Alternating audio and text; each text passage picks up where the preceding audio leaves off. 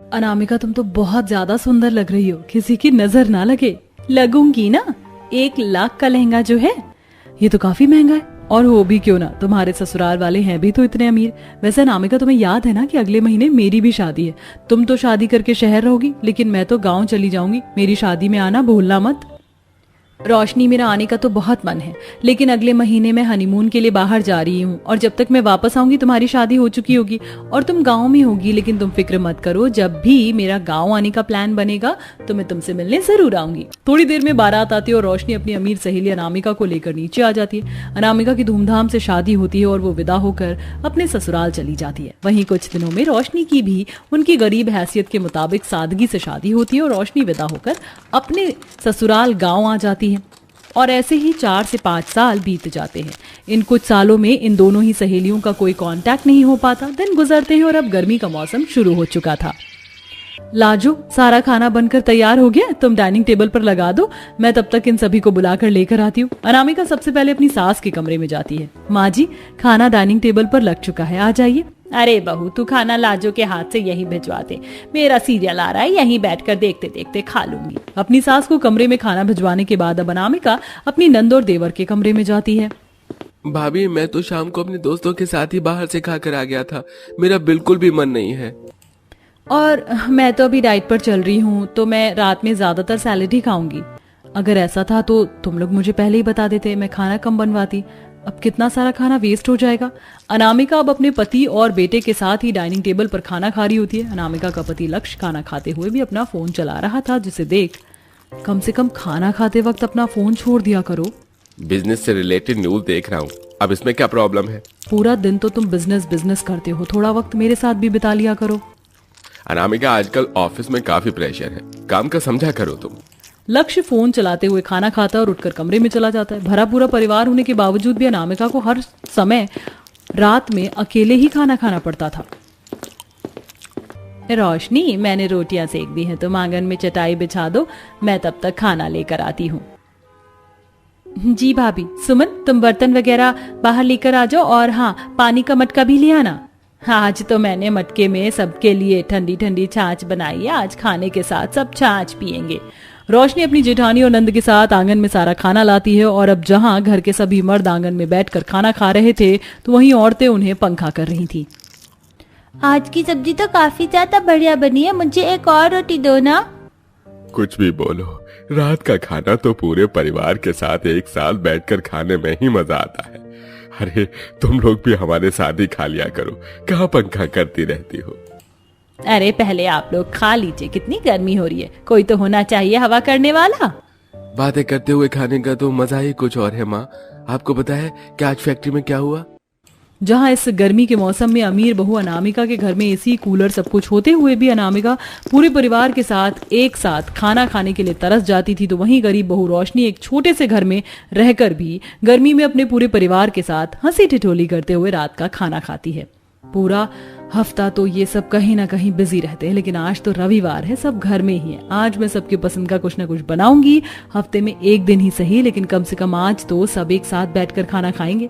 अनामिका रात का खाना बनाने में लग जाती है। रात होते होते अनामिका सारा खाना तैयार कर देती है और जब सबको बुलाने के लिए जाती है, भाभी बाहर हॉल में काफी गर्मी हो रही है, मैं अपने कमरे में ही खा लूंगा। लेकिन वंश, हॉल में तो एसी लगा हुआ है ना, तो किस बात की गर्मी, कम से कम एक दिन तो सब एक साथ खाना खा सकते हैं ना। भाभी, हॉल का एसी ठीक से चलता नहीं है और आज मुझे अपनी फेवरेट मूवी भी देखनी है, तो आप प्लीज खाना मेरे कमरे में भिजवा दीजिए। जब अनामिका अपनी सास को बुलाने के लिए आती है, आज मैं खाना नहीं खाऊंगी, मेरे लिए जूस भिजवा देना। सभी लोग खाना ना खाने के बहाने बना देते हैं और जो कोई खाता वो भी अपने कमरे में बैठकर खाता। अनामिका काफी देर तक लक्ष्य के आने का इंतजार करती है, लेकिन तकरीबन 10 बजे वो घर आता है। अनामिका, मैं तुम्हें बताना भूल गया, आज संडे था तो दोस्तों ने भारी खिला दिया मुझे, तो बिल्कुल भी भूख नहीं है, तुम खा लो। हद होती है, एक रविवार का दिन भी तुमसे और तुम्हारे परिवार से मुझे समय दिया नहीं जाता। आज मैंने इतने मन से सबकी मनपसंद का खाना बनाया, लेकिन कोई भी खाने के लिए नहीं आया और तुम भी बाहर से खाकर आ गए। इसमें गुस्सा होने वाली कौन सी बात है? कौन सा सबके साथ खाना खाकर तुम्हें कोई अवार्ड मिलने वाला है? खाना ही तो खाना है, अकेले भी तो खा सकती हो। अनामिका गुस्से में उस रात खाना ही नहीं खाती और ऐसे ही 1-2 दिन गुजर जाते हैं। शाम होने को आई थी कि तभी अचानक गांव में बिजली चली जाती है। ये क्या, बिजली चली गई? सुबह से ये तीसरी बार बिजली गई है। अब अंधेरे में खाना कैसे बनाए? ऊपर से कितनी गर्मी भी हो रही है। आज तुम औरतों को परेशान होने की कोई जरूरत नहीं है। आज तुम सब आंगन में बैठोगे और हम लोग खाना बनाएंगे। हर दिन तुम लोग हमारे लिए कितनी मेहनत करती हो, गर्मी में घंटे तक खाना बनाती हो। एक दिन तो हम खाना बना ही सकते हैं ना। घर के सारे मर्द चूल्हे पर खाना बनाने की तैयारी में लग जाते हैं। कुछ ही देर में खाना बन जाता है और आंगन में सभी एक साथ बैठकर बातें करते हुए खाना खाते हैं। आप लोगों ने तो काफी बढ़िया खाना बनाया है, अब से आप लोग ही खाना बनाना। ठीक है, और हमारी जगह फैक्ट्री में बोरे तुम उठा ले। मदन की बात सुनकर सभी लोग हंसने लगते हैं और इसी तरह सभी प्यार से खाना खाते हैं। घर में पैसों की किल्लत के चलते अगर कभी राशन नहीं हो पाता था तो माँ जी घर में सिर्फ कुछ मिर्च मसाले और चावल ही रखे हैं, अब क्या बनाएं? रात के खाने में इन लोगों की तनख्वाह आने में भी समय है। अरे बहू तो क्यों फिक्र कर रही है, जिस परिवार में प्यार हो वहाँ दाल खिचड़ी भी सब लोग खुशी खुशी भरपेट खा लेते हैं। गांव में होकर कुछ ना होते हुए भी रोशनी ससुराल में काफी ज्यादा खुश थी, तो वहीं शहर में अमीर बहू जिसके घर में किसी भी चीज की कमी नहीं थी, वो अपने परिवार के साथ एक रात का खाना खाने भी तरस गई थी। अपने दोस्तों को घर पर बुलाकर उनके साथ खाना खाने के लिए इनके पास कितना वक्त है, लेकिन मेरे साथ बैठकर दो निवाला खाने में इन्हें दुनिया भर के काम याद आ जाते हैं। अपने ससुराल वालों के चलते अनामिका काफी चिड़चिड़ी होने लगी थी, जिसके चलते आए दिन अनामिका और अक्षय की लड़ाई होती है। ऐसे ही कुछ समय गुजर जाता है। बेटा गांव में जो हमारी हवेली है उसे बेचने को लेकर कुछ कागजात तैयार करने हैं, तो तुम अनामिका बहू को लेकर कुछ दिनों के लिए गांव निकल जाओ। लक्ष्य अनामिका के साथ अपने गांव आता है। दरअसल ये वही गांव था जहां रोशनी अपने ससुराल वालों के साथ रहती थी। अनामिका की हवेली रोशनी के घर से काफी करीब थी, जिसके चलते दोनों सहेलियां आखिरकार एक दूसरे से मिल जाती हैं। अनामिका कैसी हो तुम? कितने सालों बाद तुमसे मुलाकात हो रही है। आज रात का खाना तुम्हें और जीजू को हमारे साथ ही करना होगा। रोशनी ये तो नहीं आ पाएंगे, लेकिन मैं जरूर आऊंगी। अनामिका रात होते ही जैसे ही रोशनी के घर आती है तो देखती है कि बिजली ना होने के बावजूद भी पूरा परिवार एक साथ आंगन में बैठकर बातें करते हुए हंसी ठिठोली के साथ खाना खा रहा है। अनामिका बेटा तुम खाना क्यों नहीं खा रही हो? लगता है तुम्हें खाना अच्छा नहीं लगा। ऐसा नहीं है माँ जी, आप लोगों में इतना प्यार मोहब्बत देख काफी अच्छा लगा।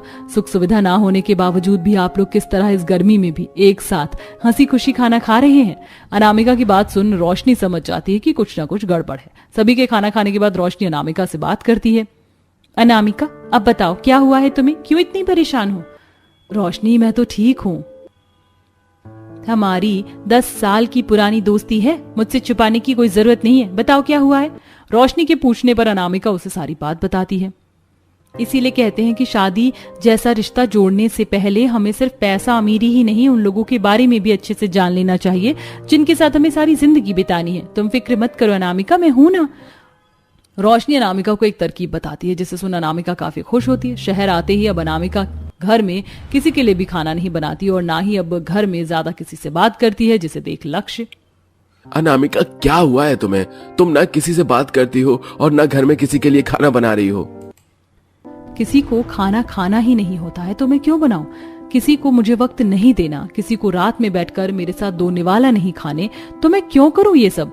जिस तरह से तुम्हें बुरा लग रहा है ना, उसी तरह से मुझे भी बुरा लगता है। मैं भी इंसान हूँ लक्ष्य, मैंने कभी तुमसे या इस परिवार से कुछ नहीं मांगा, बस साथ में बैठकर एक वक्त का खाना खाना चाहती थी, लेकिन वो भी तुम लोगों से नहीं हुआ। अनामिका की बात सुन लक्ष्य को अपनी गलती का एहसास होता है, जिसके बाद अब लक्ष्य और उसका पूरा परिवार अनामिका से माफी मांगता है और अब रोशनी के परिवार की तरह ही अनामिका का परिवार भी हर रोज रात में एक साथ बैठकर खाना खाता और एक दूसरे के साथ वक्त बिताता है। गर्मा गर्म रोटी भी बन गई है और भरवा परवल भी तैयार है। आज तो देव जी शौक से खाना खा लेंगे। दही भी जमा रखी है, थोड़ी लस्सी बनाकर रख लेती हूँ, वो पी लेंगे। इतनी तेज धूप में काम करके थक जाते होंगे। पूजा बड़े प्यार से अपने मजदूर पति के लिए खाना पैक करके कड़ी धूप में खाना पहुंचाने चली जाती है, जहां गर्मी में तपते हुए पति ट्रक से बोरियां उतार रहा था। वहीं दूसरी तरफ, ये लो शिखा तुम्हारी रानी, पर मेरे हुक्म के एक के भारी पड़ गया, मैं जीत गई। कोई बात नहीं darling, just wait and watch, अगली दाव मैं ही जीतूंगी। तभी स्नेहा के फोन पर पति का फोन आता है। स्नेहा मैंने तुम्हें कहा था ना, आज मेरा लंच बॉक्स तुम रेडी करना। तुमसे एक ख्वाहिश जताई थी मैंने, वो भी नहीं किया गया। प्लीज यार अखिल, ये 3rd क्लास फिल्म में डायलॉग मारकर मेरा मूड खराब मत करो। मैं पत्ती खेल रही हूँ, बाहर से खा लो खाना, बाय। स्नेहा कॉल काट कर किटी पार्टी में बिजी हो जाती है। वहीं दूसरी तरफ गरीब पूजा अपने पति को आंचल से हवा करते हुए खाना खिला रही थी। जहां गरीबी में भी दोनों पति पत्नी रूखे सूखे में ही खुश थे, वहीं इतना पैसा इतनी दौलत होने के बावजूद भी इस पति पत्नी में बिल्कुल प्यार क्यों नहीं था। चलिए कुछ समय पीछे चलते हैं, जहां मंडप में गरीब जोड़ी की शादी हो रही थी। मेरे साथ मिलकर वचन दोहराइए। मैं आपको वचन देती हूँ कि पूरे तन मन धन से आपकी सेवा करूंगी और पत्नी धर्म को निभाऊंगी। मैं आपको वचन देती हूँ कि पूरे तन मन धन से आपकी सेवा करूंगी और पत्नी धर्म को निभाऊंगी। अब वर कहे, मैं वचन देता हूँ हर सुख दुख में तुम्हारा साथ निभाऊंगा। आज से तुम मेरी अर्धांगिनी हो। मैं वचन देता हूँ हर सुख दुख में तुम्हारा साथ निभाऊंगा। आज से तुम मेरी अर्धांगिनी हो। इसी के साथ अंतिम 7वां वचन पूरा हुआ। आज से आप दोनों पति पत्नी हैं। जहां एक तरफ गरीब जोड़े की विधि विधान पूर्वक शादी संपन्न होती है, वहीं अमीर बैंक्वेट हॉल के मंडप में मंत्रों के बीच भी स्नेहा मेकअप में लगी हुई थी। ओह गॉड, इस धुएं के चलते मेरा इतना एक्सपेंसिव मेकअप खराब हो गया। अच्छा कर लेती हूँ, वरना शादी की वीडियो और फोटो खराब हो जाएगी। भरे मंडप में स्नेहा को मेकअप करते देखकर अड़ोसन पड़ोसन बात का बतंगड़ बनाने लगती हैं। हाय हाय शीला बहन, देखो तो जरा, ये सुषमा की मॉडर्न बहू तो बड़ी बेशरम निर्लज किस्म की है। भरे मंडप में मेकअप में लगी पड़ी है। अरे बहन, बेशरम तो होगी ही, लव मैरिज जो करके आ रही है। मुझे तो इसके लक्षण देखकर लगता ही नहीं कि शादी भी टिकेगी। वैसे भी लव मैरिज वाली लड़कियों के लिए शादी के कोई महत्व नहीं होते। ये औरतें बिना जो मुंह में आता है बोलती हैं। अरे स्नेहा बहू, ये मेकअप शेकअप बाद में कर लेना, अभी वचन चल रहे हैं। जी मम्मी जी। ओ गॉड, इसीलिए ये टिपिकल सास मुझे जरा भी पसंद नहीं, बात बात में टोकती हैं। लेट इट गो स्नेहा, एक बार शादी हो जाए फिर तो अखिल मेरी मुट्ठी में रहेगा। दरअसल बड़े घर की लड़की होने के चलते स्नेहा बहुत ही बिगड़ैल घमंडी बदतमीज किस्म की थी। कुछ देर में दोनों पड़ोसी पति पत्नी का जोड़ा घर आ जाता है। स्नेहा ये गिफ्ट देखकर कितनी ज्यादा खुश होगी ना। जहाँ स्नेहा शॉर्ट सा गाउन पहने परफ्यूम लगा रही थी। Now you are looking so hot Sneha. इस परफ्यूम की स्मेल कितनी अच्छी है। अखिल जैसे कमरे में दाखिल होता है तो स्नेहा को ऐसी ड्रेस में देखकर उसकी शक्ल बन जाती है। ये क्या स्नेहा, तुमने जोड़ा क्यों बदल दिया? तुम कितनी अच्छी लग रही थी। मैंने सोचा था अपने हाथ से तुम्हारा घूंघट उठाऊंगा। अखिल, ये सारा मेलो ड्रामा करने की क्या जरूरत है? हमारी कोई अरेंज मैरिज थोड़ी है। चलो अब जल्दी से मेरा गिफ्ट निकालो प्यारे पतिदेव। तुम्हारे खातिर डायमंड सेट लाया हूँ। This is so pretty Akhil, thank you so much. मैं पहन लेती हूँ। जहाँ अमीर पति एक्सपेंसिव हीरो का हार देता है तो वहीं गरीब पति पत्नी को मुंह दिखाई में केवल कांच की चूड़ी देता है। पूजा, ये तुम्हारी खातिर छोटा सा भेंट लाया हूँ। दिल में इच्छा तो ये थी कि तुम्हारे लिए एक जोड़ी पायल बनवाता, लेकिन जितना भी था सारे पैसे शादी में खर्च हो गए। अजी कोई बात नहीं, पत्नी की मांग में पति के नाम का एक चुटकी सिंदूर ही सबसे बड़ा तोहफा होता है। आप मेरे लिए इतने प्यार से ये चूड़ी लाए हैं तो पहना भी दीजिए। पूजा का प्रेम भरा स्वभाव देखकर देव की आंखें भर आती हैं। वो उसे चूड़ी पहना देता है। दोनों जोड़े के प्यार भरे पल गुजरते हैं। अगली सुबह। क्या हुआ पूजा, इतनी जल्दी क्यों जाग गई? सो जाओ। अजी आप सो जाइए, मुझे काम करना है। पूजा प्यार भरे दिल से अपने गरीब पति के लिए गर्मी में चूल्हे पर खाना पीना बनाती है। कुछ देर बाद, जी सुनिए, उठ जाइए, चाय पी लीजिए। आहा, सुबह सुबह बीवी के हाथों की जायकेदार चाय पीने का सुख ही अलग है। बढ़िया चाय बनाई है, दिल करता है तुम्हारे हाथ चूम लूं। ये सुनकर पूजा लजाते हुए चली जाती है। वहीं दूसरी तरफ अमीर पति पत्नी। स्नेहा उठ भी जाओ, सुबह के 9 बज गए हैं। आखिर तुम्हें पता है ना, बिना बेड टी के मेरी नींद नहीं खुलती। मेरी बेड टी ला दो। अच्छा ठीक है, लाता हूँ। मायूस होकर अखिल अपनी पत्नी के लिए चाय बनाने लगता है तो खिड़की से देखता है। अजी टाइम से खाना खा लीजिएगा, और इस बोतल में शिकंजी बना दी है, पी लेना। तुम जैसी पत्नी पाकर तो मेरे तो भाग्य खुल गए। अच्छा मैं चलता हूँ। काश कि स्नेहा भी मुझे खाना बनाकर खिलाती। इसी तरह वक्त गुजरता है। अब दोनों की शादी को 2-4 हफ्ते हो जाते हैं। जहां पूजा अपने पति से थककर आने के बाद पैर दबाती, गरम खाना बनाकर उन्हें खिलाती, वहीं स्नेहा किटी पार्टी में बिजी रहती। एक रात, अरे अखिल बेटा, कब तक तू बहू का रास्ता देखेगा? खाकर सो जा। उसने तो रोज का ड्रामा पाल लिया है किटी पार्टी का। बेचारा पति देर रात तक इंतजार करता है। तभी शॉर्ट ड्रेस पहने स्नेहा आती है। स्नेहा आ गई तुम?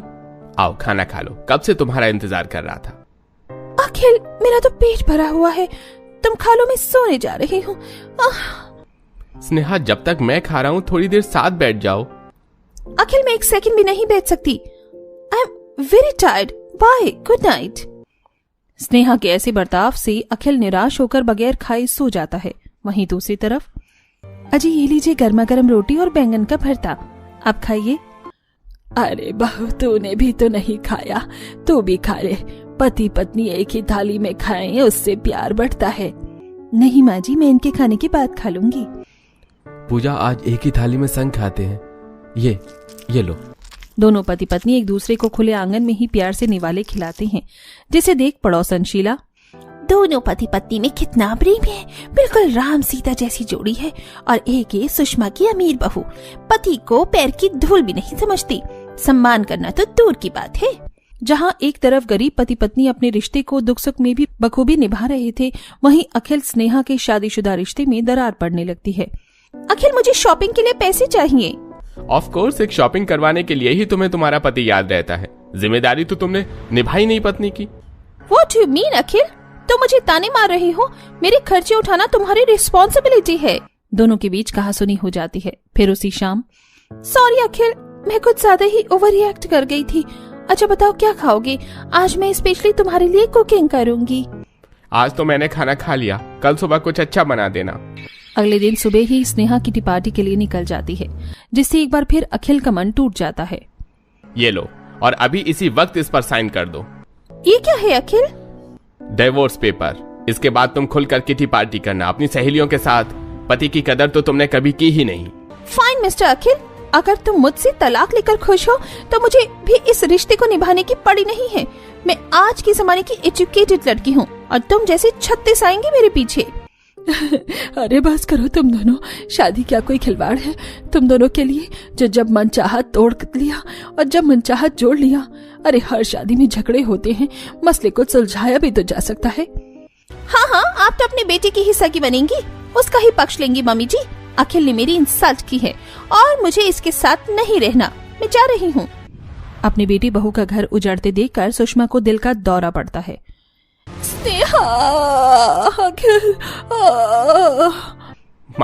माँ तुम्हें क्या हो गया? दोनों फौरन उसे अस्पताल लेकर जाते हैं। लगता है हमारे पड़ोसी के घर में कुछ हुआ है। माँ जी, इसमें कौन सी नई बात है बहू? सुषमा बहन इतनी झगड़ालू बहू लाई है कि रोज पति से झगड़ती है, कभी प्यार मोहब्बत से रहती ही नहीं है वो। माँ जी, पड़ोसी होने के नाते हमें चलकर देखना चाहिए, दुख में एक पड़ोसी ही दूसरे के काम आता है।